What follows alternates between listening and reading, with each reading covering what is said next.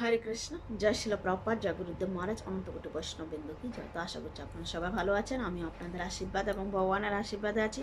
প্রতিদিন এনে আজ আমরা শ্রীমদ্ ভগবদ গীতা থেকে একটা শ্লোক অধ্যয়ন করবো ধারাবাহিকভাবে। আজ 29 নম্বর শ্লোকটা, তো চলুন সবাই একসাথে অধ্যয়ন করি।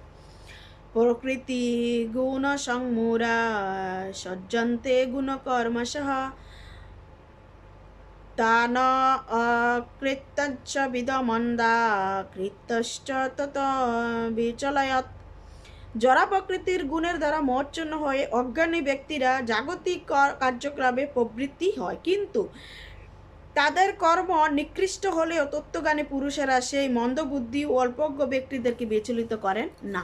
ভগবান বলছেন যে অর্জুন, যারা জড়া প্রকৃতির 3 গুণের দ্বারা মচ্ছন্ন হয়েছে, যারা অজ্ঞানী ব্যক্তি রয়েছেন, তারা জাগতিক কাজের প্রতি আসক্ত হন, কিন্তু যারা জাগতিক কর্মের প্রতি আসক্তি রয়েছেন, জ্ঞানী ব্যক্তিরা অর্থাৎ জ্ঞানী পুরুষেরা তাদেরকে কখনোই বিচলিত করেন না, কিন্তু তারা জ্ঞানী ব্যক্তিদেরকে বিচলিত করেন।